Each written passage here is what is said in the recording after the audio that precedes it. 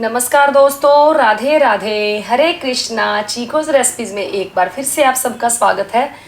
तो आज बात करेंगे गुप्त नवरात्रों की कि ये गुप्त नवरात्रे कब कब आते हैं और इस दौरान पूजा पाठ कैसी होनी चाहिए। तो जी साल में 4 बार नवरात्रे आते हैं, 2 बार नवरात्रे आते हैं जिसे हम सब बड़ी धूमधाम के साथ मनाते हैं।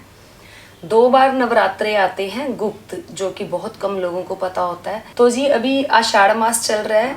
आषाढ़ मास का अभी जब शुक्ल पक्ष शुरू होगा तो उसकी प्रतिपदा से जो गुप्त नवरात्रे हैं शुरू हो जाएंगे। यानी कि जो गुप्त नवरात्रे शुरू हो रहे हैं आषाढ़ मास में 30 जून से लेकर 8 जुलाई तक ये गुप्त नवरात्रे चलेंगे। तो थोड़ी सी पूजा विधि की बात कर लेते हैं कि पूजा विधि कैसे की जाती है।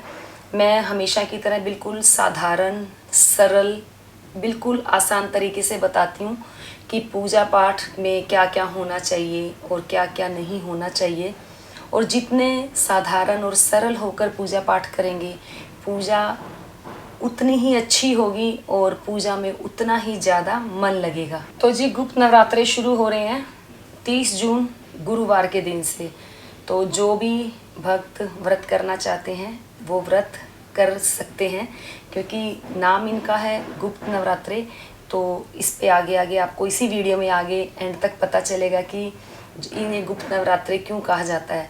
तो चलिए, जो गुप्त नवरात्रे हैं इसमें भी माँ दुर्गा के 9 शक्तियों की पूजा अर्चना की जाती है।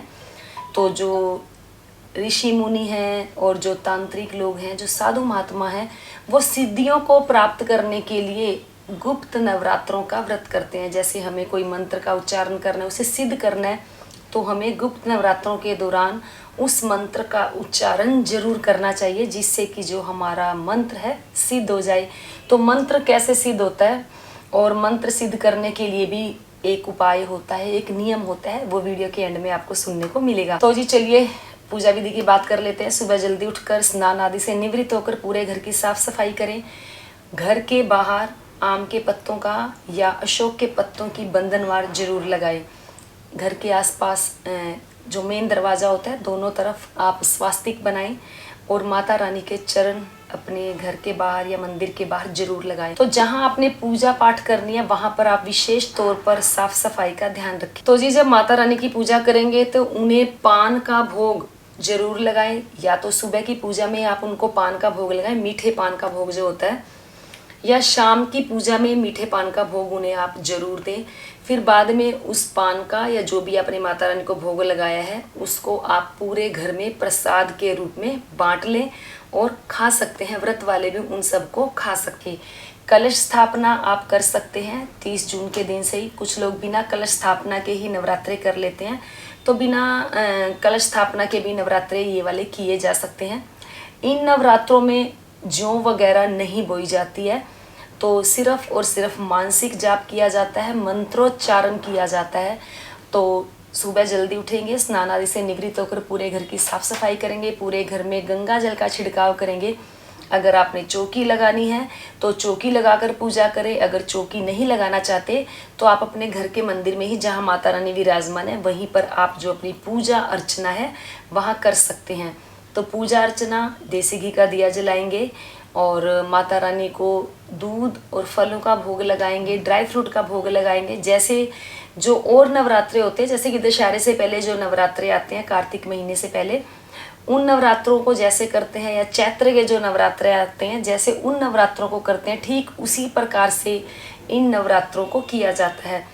जैसे पूजा के समय उन नवरात्रों में भी जो भक्त व्रत करते हैं तो एक कपूर की टिक्की लेकर एक लौंग का जोड़ा माता रानी को अर्पित करते हैं, यानी कि जलाते हैं माता रानी के सामने।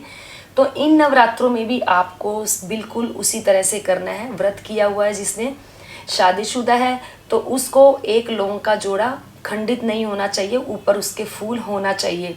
तो फूल सहित माता रानी को अर्पित करना है और माता रानी के मंत्रों का उच्चारण करना है। दुर्गा सप्तशती का पाठ भी आप कर सकते हो। माता रानी को फूल फल अर्पित करें, धूप दीप नैवेद्य से खूब अच्छे तरीके से उनकी पूजा अर्चना करें। वीरवार के दिन व्रत शुरू हो रहा है तो काफ़ी औरतों को यह असमंजस रहेगा कि क्या सिर धोकर पूजा करनी चाहिए। तो जी बिल्कुल, जब भी कोई शुभ कार्य किया जाता है तो हमें अपना सर धोना होता है।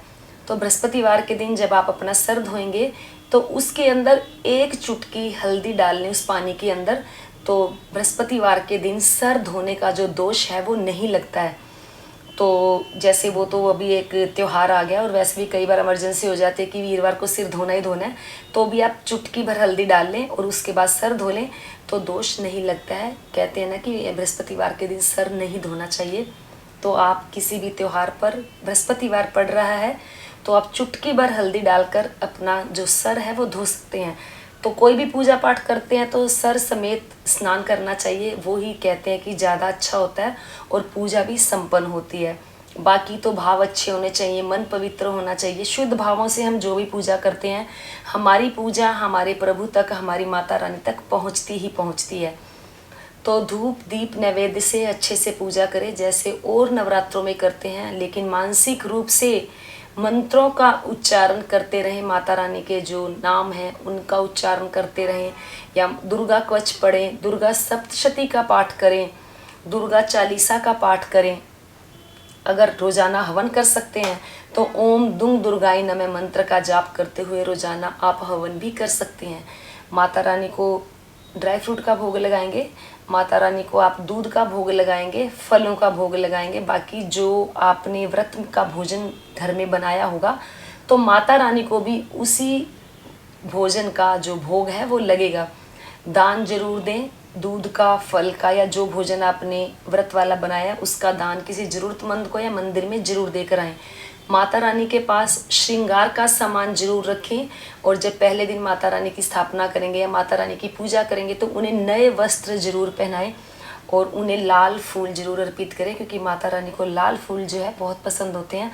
माता रानी को गुड़हल के फूल भी आप चढ़ा सकते हैं, या गेंदे के फूल हो, गुलाब के फूल हो, लेकिन फूल आप उनको अर्पित जरूर करें अगर मिल जाए तो, क्योंकि गर्मी बहुत है। इतनी गर्मी में इंसान सूख रहा है तो पेड़ पौधों की तो बात ही क्या, आप मेरे स्वेटिंग देख ही रहे हैं कितनी हो रही है। तो श्रद्धा से बढ़कर कोई फूल नहीं होते हैं। तो पूरे मन से, पूरे भाव से, पूरी श्रद्धा से माता रानी की पूजा करें, अर्चना करें। तो संध्या के समय फिर पूजा आरती करें माता रानी के सामने। आप खाली जो घी का दिया तो जलाएंगे ही जलाएंगे, बाकी जो कपूर है संध्या के समय भी कपूर जलाएं और अपने पूरे घर में उस कपूर की जो धुआं होता है पूरे घर में उसको घुमाएं। जो जोत आप जलाएंगे तो उस जोत को पूरे घर में, कपूर वाली जोत को पूरे घर में घुमाएं, जिससे कि हमारे घर के अंदर से नेगेटिविटी दूर हो जाए। कपूर जलाने से नकारात्मकता जाती है और सकारात्मकता आती है। तो संध्या के समय भी माता रानी को कुछ फल, ड्राई फ्रूट्स और दूध का भोग जरूर लगाएं। तो सिंपल सी है, साधारण सी पूजा है। कुछ लोगों के अष्टमी की जाएगी, कुछ लोगों के नवमी की जाएगी। तो अष्टमी के दिन अगर करना चाहते हैं तो जैसे और नवरात्रों में अष्टमी नवमी की जाती है, तो उसी तरह से हलवा, चना और पूरी बनेगी और एक कंजक को बुलाकर आप उसको भोग दे दें। जरूरी नहीं है कि आपको 8-8 कंजकें बुलानी है, 9 बुलानी है, 11 बुलानी है, ऐसा कुछ भी नहीं है, क्योंकि गुप्त नवरात्रि हैं, गुप्त रूप से पूजा की जाएगी। जितना हो सके कम से कम लोगों को बताएं कि आपके जो गुप्त नवरात्रों के व्रत चल रहे हैं। जिस कमरे में आपने मंदिर बनाया या जहां आपने माता रानी की अलग से चौकी लगाई है तो वहां साफ सफाई का विशेष ध्यान रखें। जूते चप्पल वहां ना लेकर जाएं, और बाहर से भी कोई अगर कोई आपके घर आता है तो कोशिश करें कि जो चौकी आपने लगाई हुई है उसको आप ना ही बताएं तो अच्छा होगा, क्योंकि नाम है गुप्त नवरात्रि, वो सिर्फ आप अपने तक ही सीमित रखें। तो जी चलिए बात कर लेते हैं कि जो घट स्थापना का मुहूर्त है वो कब है। तो जी 30 जून को सुबह 5:26 से लेकर 6:43 तक मुहूर्त है।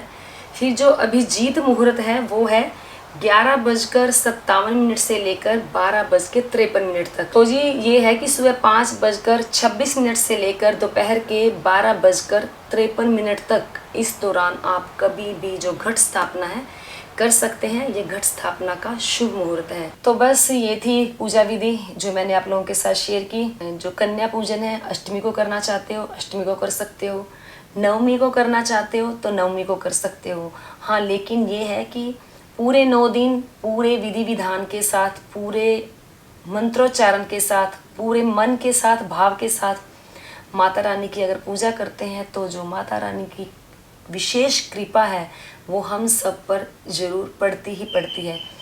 तो बस ये थी साधारण सी सरल सी वीडियो कि 30 जून से लेकर 8 जून तक गुप्त नवरात्रि आ रहे हैं। जो भक्त जन करना चाहते हैं वो अवश्य करें। फिर उसके बाद जो एकादशी आएगी वो बहुत ही महत्वपूर्ण है, क्योंकि अब चतुर्मास भी जल्दी ही लगने वाले हैं। तो चतुर्मास पर भी वीडियो आप लोगों को मिल जाएगी कि चतुर्मास के व्रत कैसे करने चाहिए, कैसे नहीं करने चाहिए, या आपके अगर जैसे गुप्त नवरात्रों से संबंधित कोई भी सवाल हो, क्योंकि पहला नवरात्र तो वीरवार को आ जाएगा, तो सवाल जवाब शुक्रवार को मिलेंगे। तो कोशिश करूंगी कि आपको सवाल जवाब की वीडियो कल ही मिल जाए। तो जिसका जो भी सवाल हो गुप्त नवरात्रों से संबंधित हो या वैसे भी जो भी सवाल हो, इसी वीडियो में पूछ ले, जिससे कि कल शाम तक आपको वीडियो मिल जाए। तो उम्मीद करती हूँ आज की वीडियो आप लोगों को जरूर पसंद आई होगी। तो लाइक करें, शेयर करें, चैनल को सब्सक्राइब करना बिल्कुल ना भूलें। हमेशा की तरह अच्छे अच्छे सुझाव देते रहें और बताते रहें कि आगे आपको और कौन कौन सी वीडियो चाहिए। तो आज के लिए इतना ही, फिर मिलते हैं। धन्यवाद। हरे कृष्णा।